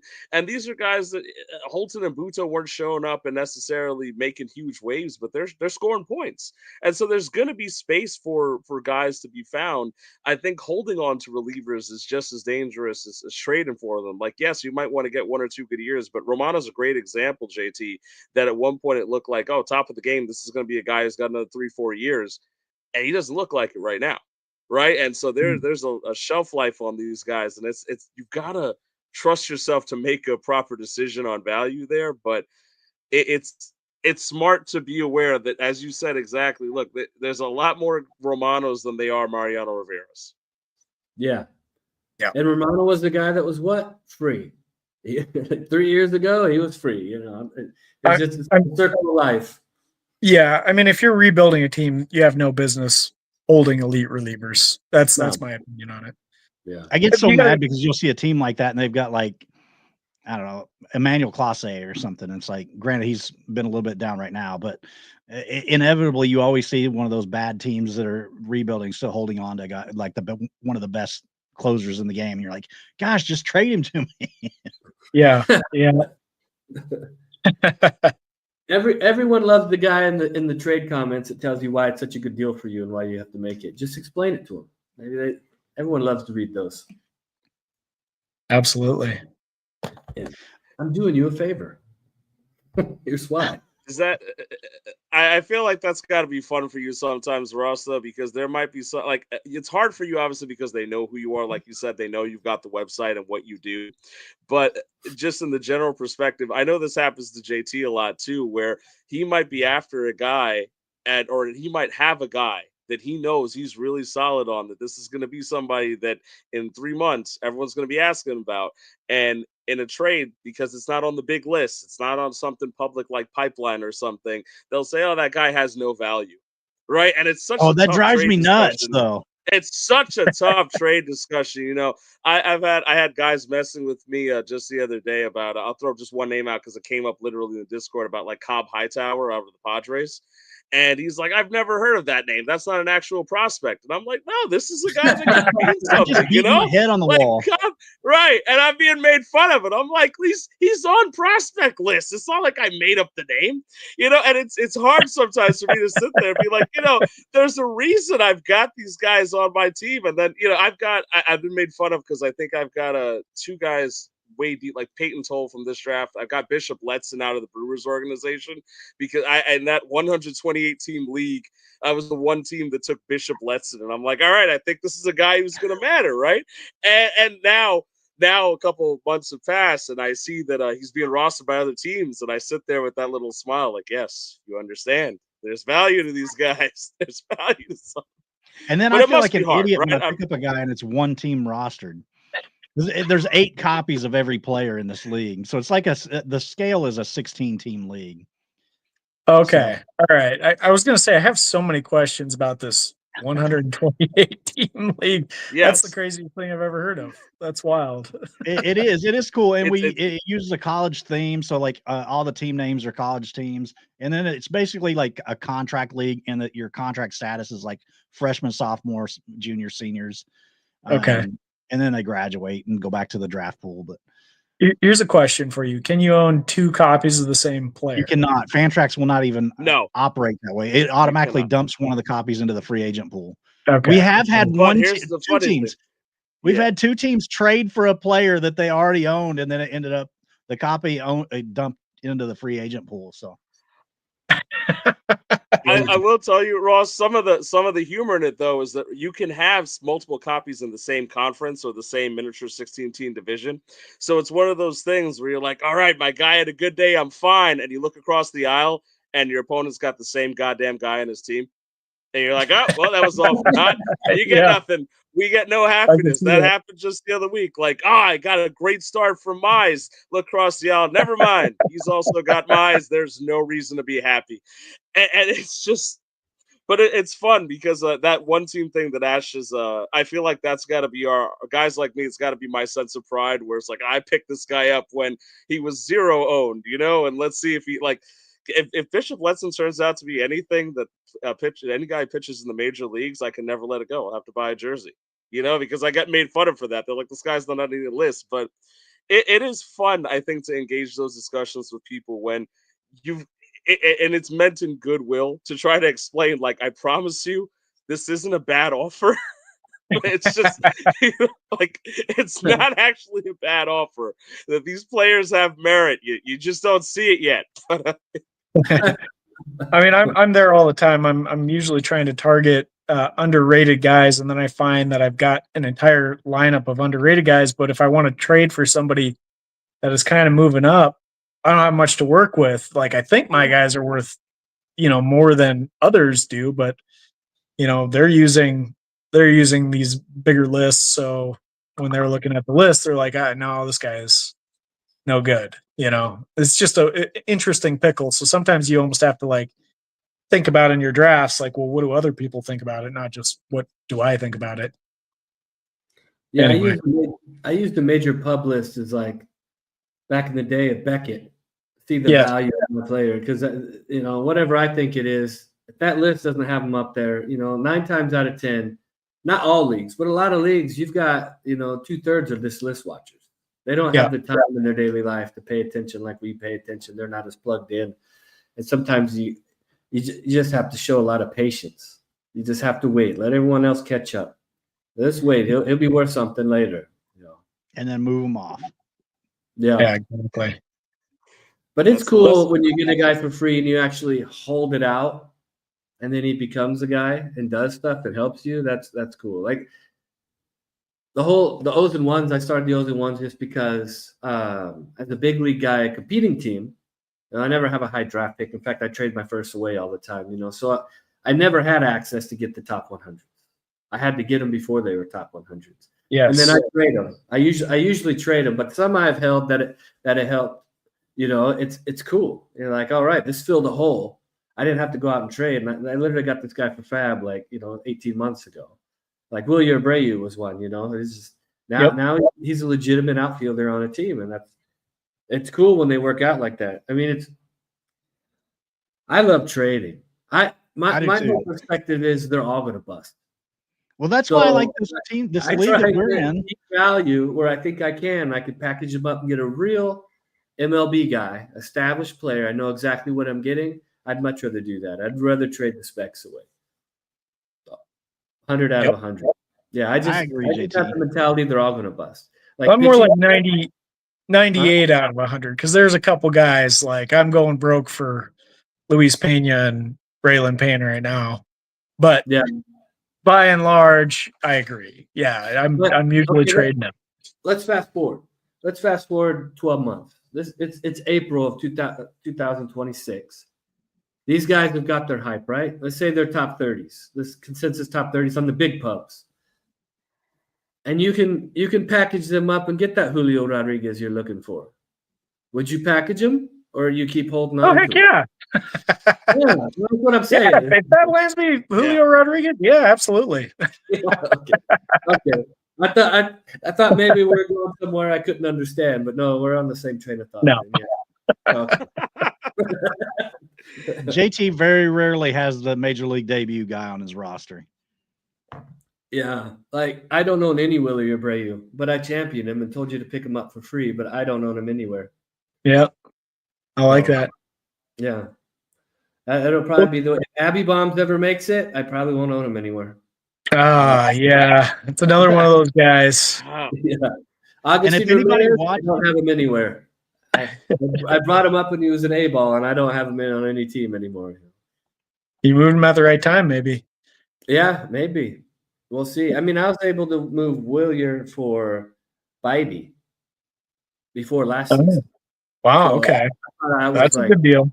Yeah, I thought I was selling pretty high. That's pretty solid.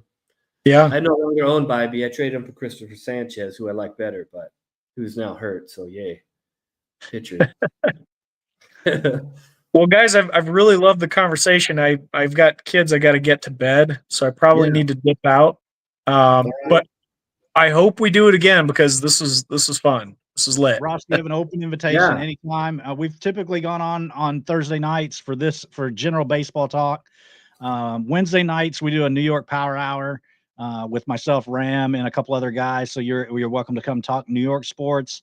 And on Tuesday nights we do a league specific show for that collegiate baseball league that I'm talking about. If anybody's watching wants to get in on that action, we do have one team that needs a replacement owner, and it's actually a decent team. So if somebody wants to get in on that action, let us know. I'll be glad to have you. That's your son, man. That's your son. I'm just saying. Yeah, we'd love to have you in the league because 644 trades in 3 months.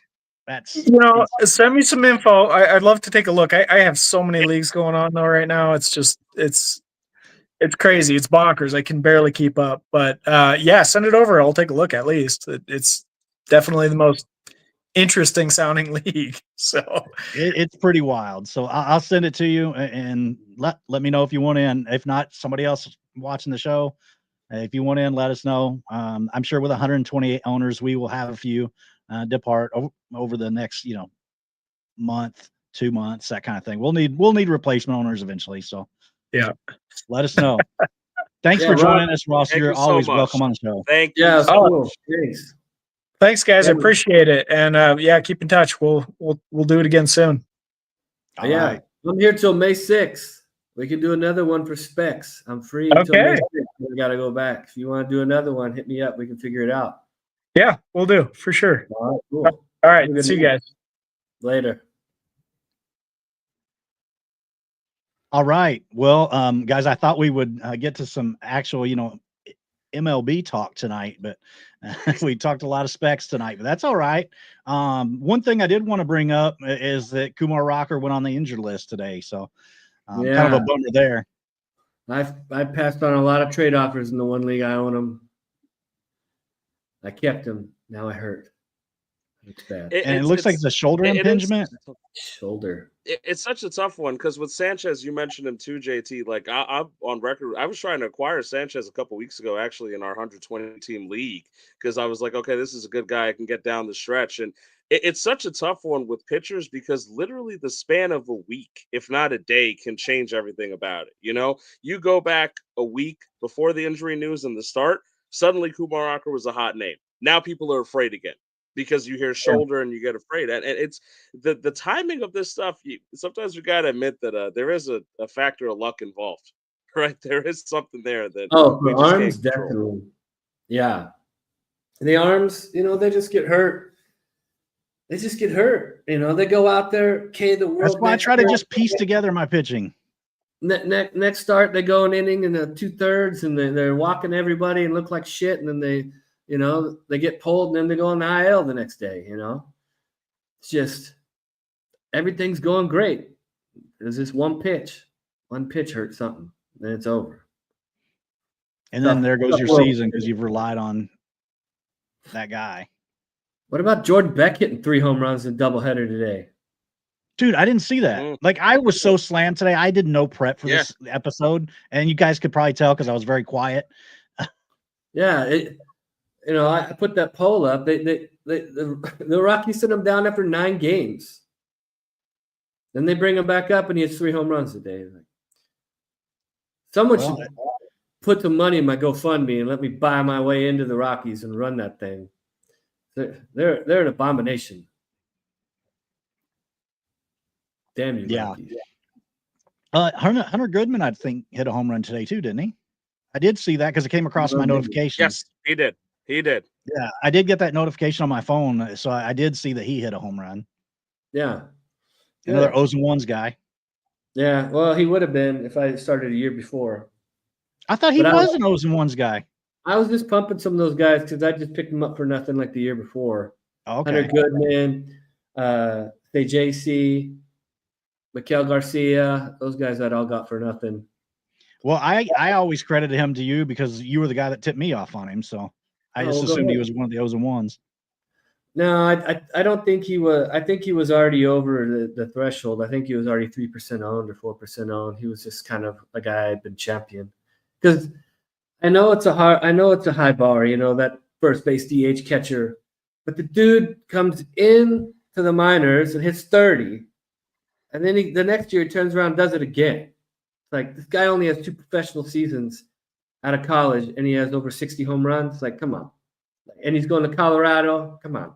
You got to get this guy. No one was talking about him. He wasn't on any top 100 lists, but no one else was hitting bombs like he was. So it's kind of a no-brainer. But no one likes the Rockies.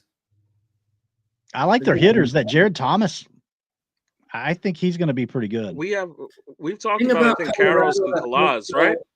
Oh, Kyle Karros is a guy that I have sung the praises Karros, for 2 years now. You like Karros. Everybody's I'm a big starting to Kalaz ask guy me. too. Mm-hmm. I just worry about the Rockies,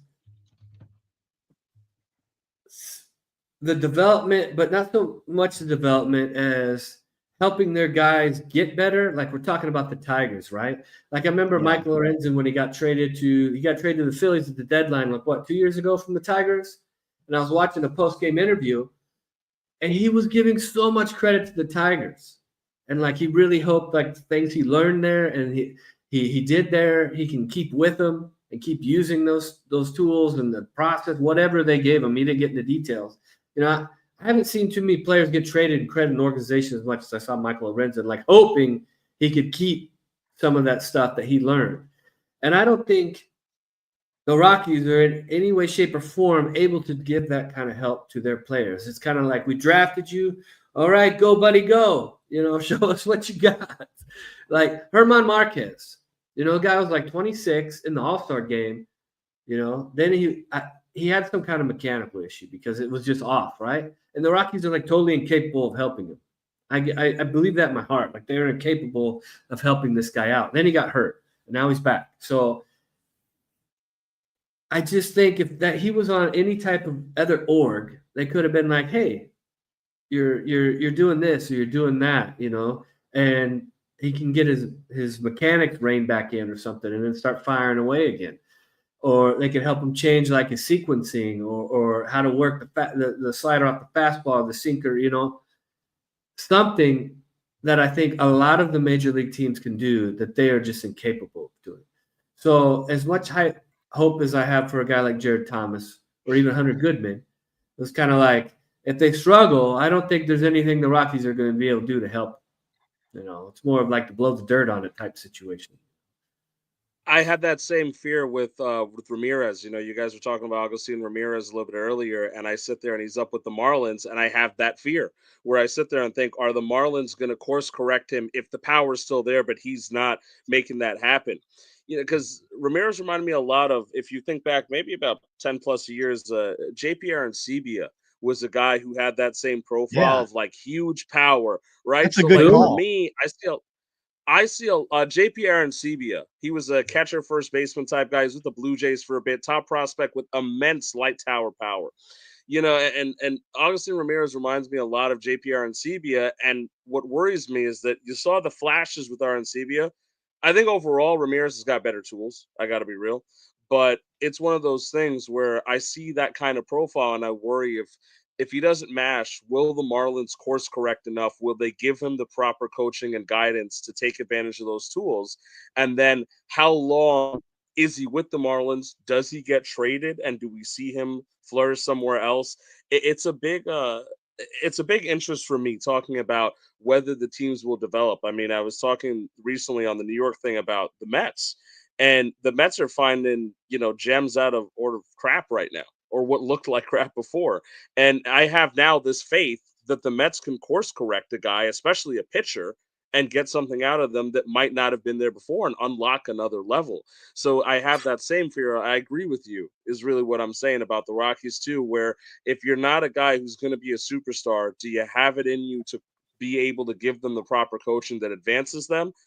And are there going to be guys that can do it anyway? Yes, but it is a tough one to say, yeah, I see the potential in Hunter Goodman, but long-term, are you going to buy? You might want to see a little bit more right away before you do it. I agree. Well, the thing with the Marlins is that they brought in what is I hope I'm saying the last name right because he's my soulmate. That Peter Bendrix, is that his name? The GM of the Marlins, and he was at Tampa Bay for a long time. So they're super analytical. So maybe it's a new philosophy over there. Plus, he traded for like 7 O's and 1s at the deadline. So him and I are like this. He can't fuck up. He's got it. You know. So, but I'm hoping maybe that's he just the case, reads your right? work. Maybe he just reads your work, which is Maybe. fine. That's what we were saying last summer. Yeah, he's got us on the coffee table. All those and ones printed out. Yeah, I just think that maybe the Marlins. I mean, we don't know, right? It's too short a sample size. You're not going to see like the effect it's going to have for a couple years. But you know, hopefully they're more analytical now. So because they've always been able. Well, I think it was the thinking they've always been able to. On the pitching side of things, they could develop pitching. I don't know if it was true or they just had a couple come through that hit. It's like the Reds. Everyone thought they were like these amazing player developers because they had a bunch of young guys come up at the same time, you know, and they're real good. Are they though? Or are these guys just really good players that they drafted? You know, it's tough to tell. You know, with the Dodgers, I see they're going to get the best out of that guy. Whatever's in there, they're going to get it. They're going to refine it until they get it. I've seen some pretty strong arms come out of Miami. I mean, rest in peace to Jose, but we also, of course, Alcantara is a guy that I really like, but a name that's being talked about a lot right now this year is Max Mayer. Yeah. And they've made him look like a goddamn star. So there might be something to it. I'm going to give you that, because just looking at the adjustments that Max Mayer has made and how good he's looked, there's some potential. There's definitely, I would say, stock pointing up for the organization, and there's going to be success stories like that. That even if Ramirez hits well, you can say, all right, they're figuring it out. They understand how to coach their players now, and they're going to be given an opportunity to succeed, because there's not much competition for playing time over there. No, Matt Mervis is hitting over there too. I don't think Matt that's Mervis, I think that's short lived. I was gonna bring him up when you talked about guys that you thought might that started hot, but you don't believe in. By the way, Matt Mervis, I just feel like the strikeouts are gonna catch up to him, man. Yeah, that's like in the off season. I kept trading every copy of Jonah Bright I could, because people kept looking at that last month or two last year and thinking he was real, and I was like, this dude is gonna flame out faster than anything. And every copy I could pick up and trade, I did. Yeah, and don't forget the Marlins have Yuri Perez coming back at some point too. Well, and this is another point of contention to me, because people forget that 2 years ago we were talking about Yuri Perez as a Cy Young candidate, potential Hall of Fame type arm, and then now you see him get moved in trades, and you're like, how is Yuri Perez going for that guy? Like, I don't know. Like, just whenever a pitcher gets hurt, it's like, I don't understand the mindset that his value instantly craters. Yeah, you're gonna have to sit on him for a while, but Yuri Perez, I mean, we're talking about a Cy Young type pitcher. Yuri Perez. But I fully agree with you. I go ahead, Ram. Yeah, go ahead, Ram. No, I said I feel on Yuri specifically. I fully agree with you, by the way, because I'm guilty of like buying the hype on the young guys, and I saw it with Yuri, and I believe that, and it could be gone in a flash. Like, I was a huge Noblemeyer guy, and I know that he struggled a little bit of recent, so he doesn't have that same shine. But I'll still pick up a Noblemeyer stock if I can, and I certainly will pick up Yuri Perez stock if it's available for me, because I don't think that, you had to wait on figuring out that value, and he'll probably take some adjustment after injury. But if we're talking dynasty, I think Yuri Perez is a buy. I absolutely. And if we're talking about the Marlins, could they please move Edward Cabrera to the bullpen? I mean, with that dude's stuff, he could be a lights out closer, but man, he walks way too many guys to be a starter. Walks way too many, and can't stay healthy. Yeah. Yeah, I've had some friends that were really high on him. It seems like everyone just salivates over the stuff plus. But, dude, you can't walk that many guys and make it. You can't strike out too much as a hitter, and you can't walk too many as a pitcher. I mean, these are like sky is blue, dirt's on the ground. I mean, it doesn't get more fact than this. You can't do it. It doesn't work. It will not happen. No, Yeah. Ash, I know we got away from general baseball. Was there anything else you wanted to throw out there that was on the top of mind? No, I don't have anything specifically. Anything you guys have seen in the last day or two that you wanted to talk about in the world of MLB?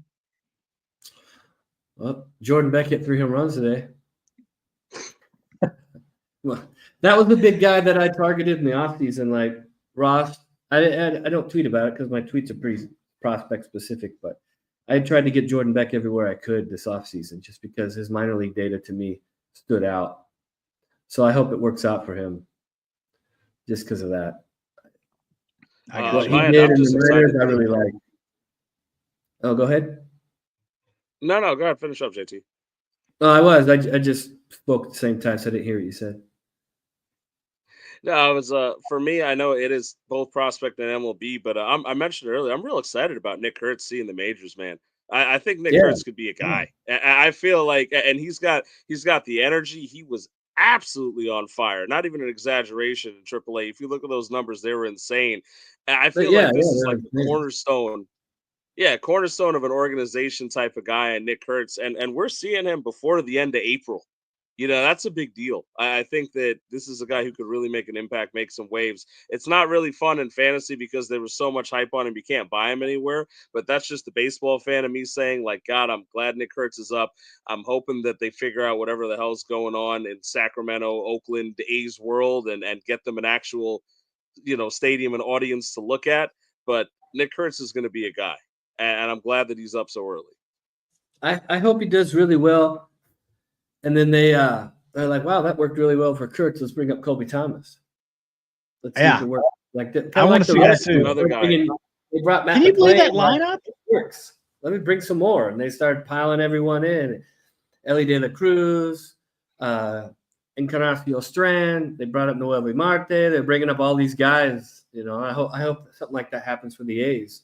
And Denzel Clark, I saw, just came back from the IL. And that guy, his second half last year, he really turned it on. Like, holy cow, this guy's like a superhuman. I'd really hope that Denzel Clark ends up being a guy. And I hope that outfield looks like Denzel Clark, Colby Thomas, and Lawrence Butler. I think that would be really cool. I think it'd be good for you baseball. threw out a name there. Yeah, you threw out a name there with the Reds too that we've talked about, and it's a very polarizing subject. And Noelvi Marte, because Noelvi Marte suddenly decided he could hit the baseball again. He looked really bad after the PED thing for a bit and tore up the minors again. Came up, had a 5-for-7 day in that route blowout. He's looked pretty sharp. If they can get something out of Noelvi Marte, if the Reds can find something out of him, he looked like he could have been a star for a while. And I'm excited to see something about. I like Noelvi Marte. I've got some stock in a couple leagues. I think that there's something still there. I think he was a buy low that I wanted. Was happy to have him. I'm excited if we can get something out of him. Yeah, I mean, with Noelvi, the one thing for me has always been his ground ball rate, and it's slowly gotten better. From like 53% now this year, it's 44%. Super small samples. Only played 9 games. We'll have to see, but those are things I look at with him. Was one of the major things holding him back. I mean, K's, yeah, but then you just hit it. You have all that power and you're hitting on the ground. It's just a waste, It's just wasted it. You got to get it in the air. So, hopefully these changes, his launch angle so far is at 13 degrees. So that's all good stuff. I really hope it works out for him. But that he was a guy I'd always faded. Like Fangraphs had him at 57 overall last year going into the season. So I was like, I don't understand. Does no one see this ground ball rate? It's like, this doesn't work if it doesn't change. So it's been rough so far, but he hits it hard and he's lifting it more. So if that continues, he's going to have success. Yeah, and the Reds need offense, so hopefully he can continue it. Yeah, they need some offense. They need some consistency. They need to lock up. I never thought I would say that about Cincinnati. Huh? I never thought I would say that about Cincinnati, that their offense is their weakness. Yeah, it's weird, huh? It'd be like saying that in the Colorado. Oh, the pitching's carrying them. Like, huh? What? Yeah, it's Noelvi Marte. Yeah, if he pans out, that'll be huge for that team. Huge. And they got Arroyo coming up too. Don't forget about him. They got 2 guys from the Mariners. Yep. Arroyo looks pretty good. What is he? He's in Double-A, yeah? Yeah, he's in Double-A. Yeah, I'm pretty 21 sure. in Double-A. And they were struggling to get any kind of production out of Heimer Candelario out there, who looked like he was swinging a wet noodle for a bit. So that positional works out well, where like you get him out of third base and hopefully Sess comes back, plays first. You have Marte at third. Of course, you've got Ellie over there. You can make it work. They can figure it out. Yeah, Candelario's been really disappointing as a Red. It's a bummer. I wouldn't say I was a Heimer Candelario champion, but he was super cheap and he produced. He led the league in doubles a couple years ago, and for what he cost, he produced. But as correct. a Red, I thought he was a guy that he was coming off some good hitting. He was obviously going over to a ballpark that's favorable. I thought, hey, this is one of those guys you could plug and play. I make the joke about David Peterson a lot on the pitching side, but a guy that's not going to hurt you. You put him out there and it's fine. He'll fill the spot for you in the lineup. He won't hurt you. And I always thought Candelario was that kind of guy, and early dividends on that. were bad. Last season was bad. This season also bad. It just looks like he cannot find himself in Cincinnati. Lots of bad. Yeah, his max EVs dropped like 4 mile an hour. His launch angle keeps coming down. His ground ball rate this year is at 53%. His contact numbers keep dropping. Nothing's going good here for him. It looks like he peaked. He peaked in 2020, 2021, and then Gavin Lux. Yeah, Gavin Lux has been Speaking doing of guys taking victory laps over here. Yeah. Yeah, we were talking about Reds, so I just was like, I have to bring this back up. I mean, I feel like I'm the ultimate Gavin Lux defender, but this line from July 1st last year through today, that's pretty good. Like, yeah, that's real good. Yeah, Lux is another guy. He was another guy, a spec that was pretty high, highly touted. Mm-hmm. I mean, how much they struggle? Well, everyone struggles when they first come up, unless they're, lucky mainly. A lot of guys struggle with that jump, and then he got hurt. Yeah, an injury can make you take a little time to recover. I mean, come on. Yeah, and the Dodgers aren't going to wait around. They got championships to right. win. That's the other thing too. Like where the pressure of doing it in LA is obviously harder than almost anywhere else because they're literally knocking on the door of a title every year. They're not going to sit there and say, "Hey, take your time, kid." They're like, "All right, producer, you're gone. We'll get ready," and that's what they did. Yeah. Let's see what Fangraphs had him in 2020 as the second-ranked prospect. Number 2. They gave him a 60 hit grade, 70 game power, 55 speed. I mean, come on. That's my only criticism. That's my only criticism. When I was talking with Ash and you guys about it, I said the one thing is that I think he was overhyped. I don't think he's a bad player. I don't think that he couldn't be a contributor. I just thought that the hype was making it seem like this guy was going to turn around and, be the Michael Jordan of baseball. And I wasn't really excited about it as much as other people were. Yeah. I didn't remember him having that high of a grade for power, though. They got a 70 game the FV. They gave him a 70 FV. That's like perennial all-star. Yeah. I mean, you know what? Let's look. Let's see what they got. And I didn't come in. I'll be honest. I didn't come into the fantasy game until like 2021. So I'm gonna You've pull only been up. doing this for like 4 years, Ash? Yeah, there was my previous career path. Fantasy sports were prohibited, So they don't have anyone ranked with a 70 on the board right now at Fangraphs. They got Sasaki with a 65, and then they've got 9 guys with a 60. Nobody with a 70. That's how high they had Lux ranked. But that's what I'm saying. I remember hearing that about Lux, and it drove me nuts because it's like I do not see this guy being, an automatic Hall of Fame perennial all-star. I thought he could be a contributor. He's clearly contributing in Cincinnati now, and I'm glad for him. But that was the overhype that I was talking about, where I was saying this is too much for me. That cost of Gavin Lux was costing me an arm and a leg back then, and you could move him for almost anything. Yeah. I mean, I'm looking at this since 2020, they've given out 370 grades besides Lux. Well, they gave Mackenzie Gore and Lux 70 and Wander Franco 80 in 2020. They also gave Joe Adell 65. So, Joe Adell, that's a polarizing one right there. Yeah. So Wander Franco was one, Adley Rutschman was the other, and then the only other 70 was Jackson Holiday. That's how high they had Gavin Lux. That's really incredible. Yeah, it is. Guys, I don't want to be a buzzkill, but we are creeping a little late on a Thursday night. So I wouldn't mind giving you guys each one more, final take on the night, and then we'll call it a wrap for this episode.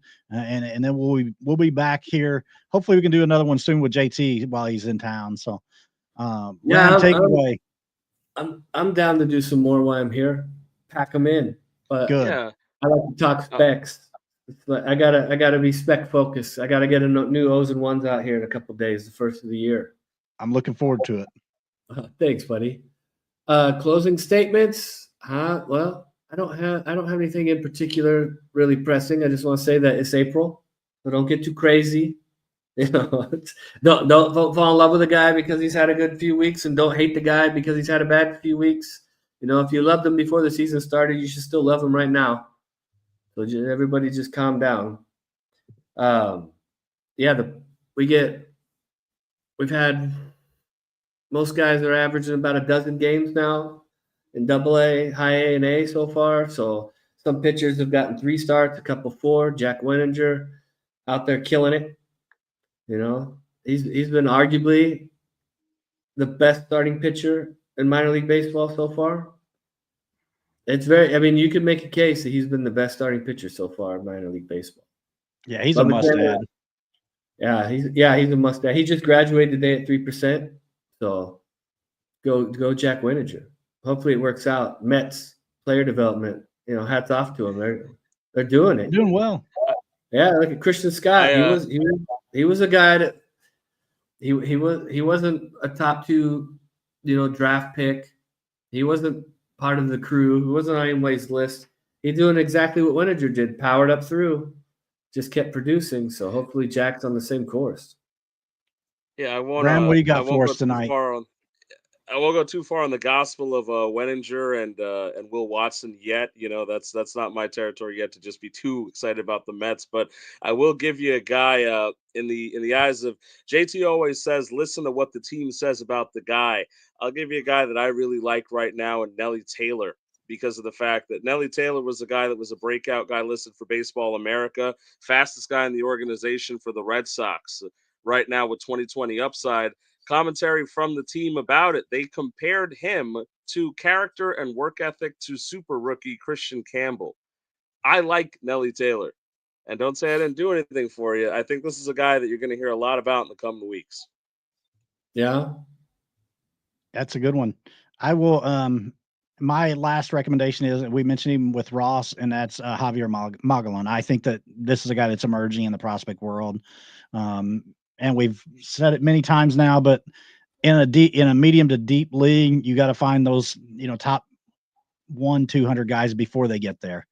So Javier Mogollon is a must add in my opinion. So anybody watching the show that just stumbled upon the channel, make sure you hit that subscribe button on our channel, hit the like button for this particular episode, and make sure you have those notifications on so that way you get alerted when JT and Ram and myself all go live on another occasion. Thank you guys, and appreciate you for watching. Take it easy. Have a good night.